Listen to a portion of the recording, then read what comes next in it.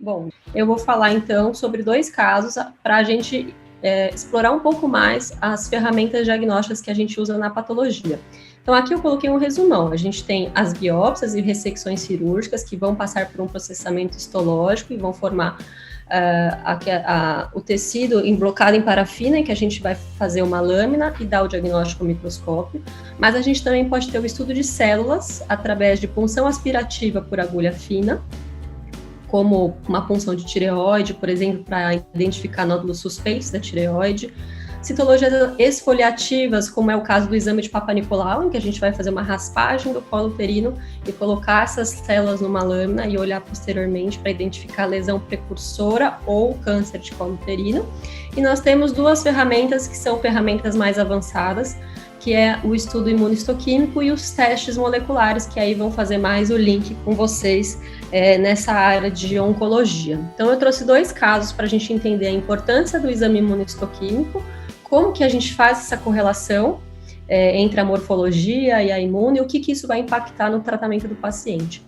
Então, esse primeiro caso, ele é de uma mulher de 63 anos, que apresentou-se no ambulatório de mastologia com um aumento da mama há 2 meses. E ela referia que as mamas eram assimétricas e que tinha um aumento maior do volume da mama direita, e ela conseguia palpar um nódulo grande e doloroso, sendo que não existiam nem antecedentes pessoais e nem familiares. Então, no exame físico, a gente conseguiu notar mamas de grande volume, a direita maior do que a esquerda, fazendo um abaulamento no quadrante supermedial, na parte mais interna e superior da mama direita, palpando-se então um nódulo que era fixo, duro, e que media cerca de 15 centímetros, tá? Então, uma neoplasia bem grande, estágio mais avançado. Não tinha descarga papilar, a mama esquerda também não tinha nenhuma lesão, e as axilas não tinha linfonodo palpável suspeito ao exame físico. Então, qual que é a conduta aqui? A gente tem um exame físico que é suspeito, né? Então, aqui vocês vejam a paciente, a gente tem aqui essa lesão, que está abaulando essa região superior e medial da mama direita. E aí a gente vai para o estudo radiológico, que é a mamografia, que identificou um nódulo de grandes dimensões, classificando como BIRAD5. O BIRAD5 é uma classificação mamográfica que fala sobre a suspeição de nódulos a esse exame. Então, BIRAD5 é um nódulo provavelmente maligno. E aí a gente vai fazer uma biópsia para fazer o diagnóstico dessa lesão, se é benigno ou se é maligno, né? Para confirmar essa possibilidade de malignidade nesse contexto. E aí a biópsia foi feita e foi dado um diagnóstico de carcinoma mamário invasivo, tipo ductal, que é o que a gente hoje chama de tipo não especial, com algumas características que eu não vou entrar tanto em detalhes aqui, mas o importante é a gente saber que os núcleos tinham grau 2, que é um grau moderado, e o grau histológico também é um grau moderado. A gente tem de grau 1 a 3, né? Então, 1 melhor, 2 intermediário e 3 um pior grau. E essa paciente foi, então, para a cirurgia. Então, na cirurgia, a gente tem, assim, já a identificação de uma massa de grande tamanho, e aqui a macroscopia. Quando chega na patologia para nós, depois de um período de fixação informal, a gente consegue identificar uma lesão que ela tinha os limites imprecisos, que estendia-se de uma certa maneira para o tecido adiposo e que tem essa consistência mais amolecida e friável, que é uma consistência que a gente chama de tipo carne de peixe podre, uma consistência mais sugestiva de que é uma neoplasia que tenha necrose e seja maligna. E aí na lâmina a gente vai identificar então como é feito o diagnóstico. Então, a gente tem aqui a formação de glândulas. Glândulas são essas estruturas tubulares, então, como a gente vê aqui, ó, eu formo um túbulo com uma luz central, que é o lúmen da glândula, né? Então, a gente tem a formação de várias glândulas, e essas glândulas, elas não estão restritas ao parênquima mamário, elas estão invadindo o tecido adiposo aqui adjacente, e elas têm uma arquitetura mais complexa, elas estão, às vezes, agrupadas, eu tenho 4 aqui glândulas agrupadas, aqui mais algumas, numa arquitetura mais complexa, e quando a gente olha os núcleos dessa neoplasia, os núcleos têm nucleolos evidentes, eu tenho pleomorfismo, ou seja, uma célula diferente da outra, com atipia nuclear, e isso dá o diagnóstico de malignidade neste contexto todo. Quando a gente dá o diagnóstico de câncer de mama, a gente tem que obrigatoriamente fazer o estudo imunistoquímico para a gente poder ver se essa neoplasia ela vai ter responsividade, expressão de receptores hormonais como estrógeno e progesterona, o receptor HER2 e o índice de proliferação celular. Então, a imunistoquímica, quando ela é positiva, ela cora as células em marrom, como vocês estão vendo aqui. Então, todas essas bolinhas marronzinhas que vocês estão vendo, significa que é um tumor positivo para receptor de estrógeno. E aqui a mesma coisa, ele é positivo para receptor de progesterona, então é um tumor que vai ser mais bem sucedido nas terapias anti-hormonais, como, por exemplo, o tamoxifeno, que aí depois o Deney pode comentar mais a respeito sobre os tratamentos alvos nesse contexto. Aqui a gente tem o HER2, que é lembra que eu falei para vocês que ele era um receptor de fator de crescimento, então toda vez que ele está super expresso, essas células vão se proliferar e crescer de maneira ininterrupta, e ele é positivo quando ele marca a membrana das células, como a gente está vendo aqui, essa marcação que parece uma tela de galinheiro, e isso também é alvo de terapias anti-HER2, como o trastuzumab. E o índice de proliferação celular, ele vai falar o quanto que a célula está se proliferando. Quanto mais células marronzinhas positivas, maior a porcentagem de células positivas, mais proliferativo é esse tumor. Quanto menor o número de células positivas, menos proliferativo é esse tumor. Então, esse conjunto de achados que a gente junta, tanto a morfologia como a imunistoquímica, vai me dar um laudo final de um câncer do tipo ductal invasivo, positivo para receptores hormonais, positivo para HER2 e com índice de proliferação celular em 70%, ou seja, essa paciente ela vai ter a sua terapia guiada por esse perfil imunistoquímico. Mas o que é a imunistoquímica? Eu vou passar um panorama mais geral para vocês de o que é o estudo imunistoquímico, né? Então, o exame imunistoquímico, ele combina um método imunológico e histológico. Eu vou detectar, então, em um tecido tumoral, os antígenos específicos baseados no anticorpo que eu tenho no meu laboratório. Então, eu tenho kits com anticorpos e esses anticorpos vão ser pingados na lâmina que tem o tecido e vai existir uma interação entre a célula tumoral, que tem o seu antígeno aqui expresso na sua membrana, e o anticorpo que eu vou pingar lá nessa lâmina, que eu vou chamar aqui de anti-A. Uma vez que eu tenho essa ligação do antígeno com o anticorpo, isso vai acender uma reação fluorescente, que a gente vai ter alguns mecanismos de fluorescência através de substâncias que são colocadas nessa solução antigênica, e aí vai dar essa coloração amarronzada que vocês viram na lâmina. Então, toda vez que eu tenho interação antígeno-anticorpo, a coloração amarronzada aparece na lâmina e eu falo que é positivo, certo? E aí nós temos, então, coisas que são importantes você saber. Eu não preciso ter uma nova coleta para fazer imunistoquímica. Eu posso pegar a mesma biópsia, o mesmo tumor que eu já retirei, e a partir do mesmo bloco de parafina que eu utilizei para dar o diagnóstico de neoplasia, eu posso fazer, então, o estudo imunistoquímico, fazendo essa interação do antígeno no tecido tumoral com o anticorpo que reconhece esse antígeno na solução que a gente tem no laboratório.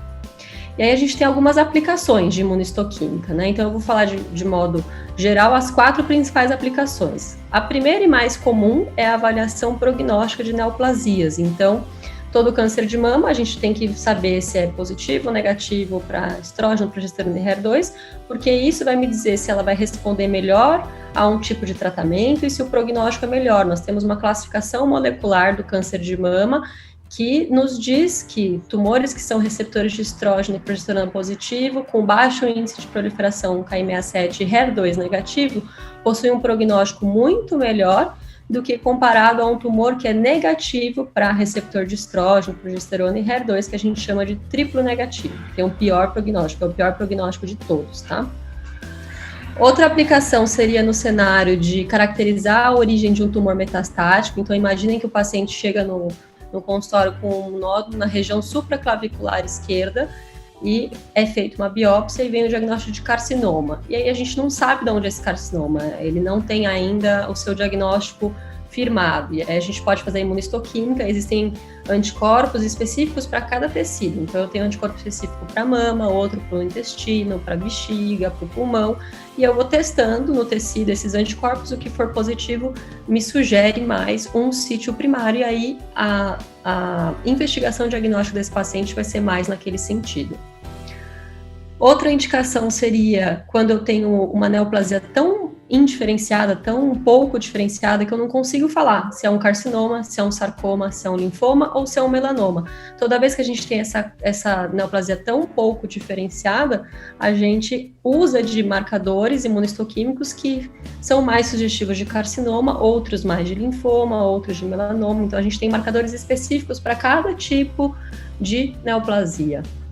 E no caso de subclassificação de neoplasias, os linfomas hoje em dia não são tratados de maneira somente pela morfologia. Então, eu tenho que falar que é um linfoma e eu tenho que falar se ele é um linfoma de células B, se ele é um linfoma de células T. Se ele tem positividade ou não para alguns outros marcadores de pior prognóstico, como o ALK, o CD30. Então, a gente tem uma subclassificação de neoplasias, em especial dos linfomas, que a gente não tem tratamento se a gente não fizer essa imunistoquímica e definir direitinho qual que é o tumor desse paciente. E aí a interação, neste próximo caso, entre o estudo imunistoquímico e a biologia molecular, como que eu junto todos esses achados e quando que é indicado, né? Eu vou dar uma situação que é indicado a gente complementar um estudo imunistoquímico com a biologia molecular. Então aqui a gente tem um paciente do sexo feminino de 75 anos, que apresentou-se com dor abdominal e aumento do volume abdominal há 5 dias. Na investigação, ela trazia um hemograma com uma anemia hipocrômica e microcítica e referia também fraqueza e emagrecimento de 3 quilos nas últimas 2 semanas, então um emagrecimento mais abrupto. No exame físico, foi realizada então a palpação de uma massa no flanco direito e ela tinha um histórico familiar muito forte. Ela tinha 3 familiares de primeiro grau, ou seja, irmão, pai, mãe, com carcinoma coloretal anterior. Sendo que um deles, que era o irmão dessa paciente, tinha 45 anos. Quando a gente tem uma neoplasia familiar, que a gente está vendo que várias pessoas da família têm, abaixo dos 50 anos, a gente tem que desencadear a investigação dessa possível neoplasia do colo e reto, né, do câncer coloretal, no intuito de saber se essas pacientes têm síndrome de Lynch. Então, a gente tem aqui a macroscopia. Esse paciente foi operado e a gente via no cólon direito essa lesão mal delimitada, com borda elevada e fundo mais ulcerado, e que pegava toda a circunferência daquele segmento do intestino. E na lâmina, a gente via, então, aqui, só para vocês terem ideia, tecido normal, a gente tem glândulas intestinais normais, com células caliciformes, bem histologia normal, e mais abaixo dessa região, a gente viu uma neoplasia pouco diferenciada, ou seja, aqui não formava glândulas, vocês podem perceber que são células mais isoladas, formando como se fossem lençóis de células, e tem bastante linfócito ao redor. Isso é uma característica importante dessas neoplasias, nesse contexto que a gente está falando. Então, uma neoplasia tem um denso infiltrado linfocitário ao redor e formação de glândulas em algumas outras partes. Então, se eu levar em consideração que eu tenho áreas bem diferenciadas, como essa, e áreas pouco diferenciadas, como essa aqui, eu vou classificar esse tumor como moderadamente diferenciado. Ele está bem no meio do caminho entre a diferenciação bem diferenciado e pouco diferenciado, então um prognóstico intermediário neste sentido. E aí também, quando a gente dá o diagnóstico de câncer coloretal, de adenocarcinoma, principalmente dessa região, a gente vai ter que fazer a imunistoquímica para pesquisa de instabilidade de microsatélites. E o que são microsatélites? Eles são repetições do DNA, em que a gente tem segmentos que têm essas repetições que fazem o reparo do DNA. Toda vez que a gente tem um aumento desse número de repetições e a gente tem uma instabilidade desses microsatélites, eu vou ter defeitos no reparo do meu DNA. Então, genes que vão ser afetados por perda de reparo e que vão se proliferar de maneira errônea, para sempre, se não for feito nenhuma terapia-alvo específica também, o tratamento adequado. Então, a gente tem 4 genes de reparo. A gente tem o MLH1, o PMS2, o MSH2 e o 6. O normal nos tecidos aqui é muito ao contrário. Eu trouxe também esse exemplo para vocês verem que nem tudo que é positivo é alterado na imunistoquímica, porque o normal é que todas as nossas células tenham genes de reparo preservado. Então, o normal é eu ter imunistoquímica positiva, é eu ter essa marcação nuclear marronzinha, como vocês estão vendo. E aí eu falo, é positivo com expressão nuclear preservada. Isso é o correto para este cenário aqui. Quando eu tenho perda de expressão, ou seja, quando é negativo, aí sim eu estou falando que esse gene vai ter um defeito, provavelmente um defeito de reparo de DNA, né? Então, o que perde-se aqui é o que está alterado, e aí nesse caso esse paciente teve perda de MSH2 e MSH6. Então, a gente deu o diagnóstico de um adenocarcinoma invasivo no cólon direito, moderadamente diferenciado, que invadia até a camada muscular própria e tinha esse infiltrado linfocitário peritumoral presente moderado, tá? E na imunistoquímica, então, ele teve negatividade, ou seja, perda de expressão nuclear para MSH2 e 6, e aí a gente coloca aqui uma nota. A perda da expressão imunistoquímica das enzimas de reparo MSH2 e 6 favorece a associação com o fenótipo de instabilidade de microsatélite. Isso significa que esse paciente tem que ser investigado no contexto da síndrome de Lynch, que é uma síndrome que a gente tem uma predisposição ao câncer coloretal em pacientes mais jovens, que não está associada a pólipo pós-intestinal e que tem esse contexto familiar, como esse paciente tinha, 3 parentes, sendo que um deles tem menos de 45 anos. Então, esse paciente ele tinha tudo para ser, dentro do contexto, um portador de síndrome de Lynch. Então, a instabilidade de microsatélites, ela vai estar presente em 15% dos carcinomas coloretais, ela está mais presente comumente nos carcinomas que são de cólon proximal, como era o caso dessa paciente, e rico em linfócitos, como também era o caso desse paciente. E aí, esses linfócitos aqui, a gente está até com os estudos em direção à imunoterapia, que vai fazer um aumento da defesa do hospedeiro à neoplasia, também sendo uma outra forma de combater essa neoplasia. E aí, nesse contexto, imaginem que o paciente desenvolveu doença metastática, ele teve nódulos no fígado e ele estava, então, diagnosticado com adenocarcinoma num cenário metastático com possibilidade de ser síndrome de Lynch. Aí a gente tem que fazer a solicitação de BRAF. BRAF é um teste que a gente vai fazer de biologia molecular para pesquisar a mutação no BRAF V600E, que pode estar presente em cerca de 10% dos carcinomas coloretais, que quando está presente, exclui o diagnóstico de síndrome de Lynch. E também indica que esse paciente vai ter mais resistência a tratamento anti-fator de crescimento, anti-EGFR, tá? Então, contraindica o tratamento, ou seja, é muito importante que essas pacientes que sejam candidatos a ser síndrome de Lynch, quando estão em cenário metastático, sejam testadas para o BRAF, para firmar o diagnóstico ou não e para indicar ou contraindicar esse tratamento com anti-EGFR. Nesse caso da paciente, a gente fez o teste genético e o BRAF era selvagem. Quando a gente fala selvagem, quer dizer que ele não é mutado. Então, no final, a gente concluiu que essa paciente, de fato, tinha a síndrome de Lynch, tá? A gente tem um algoritmo aqui, vou mostrar para vocês.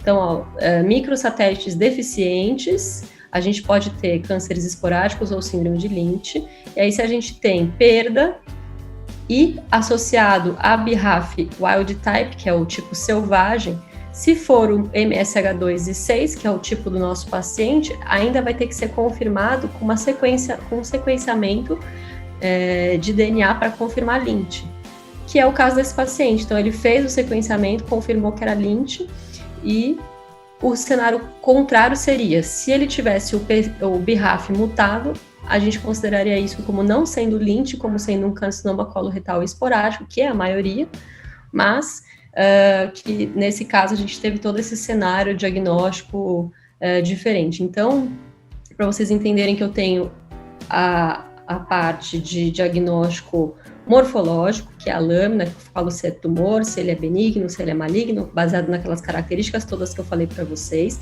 e essa parte genética, molecular e imunistoquímica, em que a gente vai testar fatores prognósticos e preditivos de resposta e que vão indicar tratamentos específicos, terapia-alvo específicas, que é aí o que vocês mais vão ver na oncologia clínica.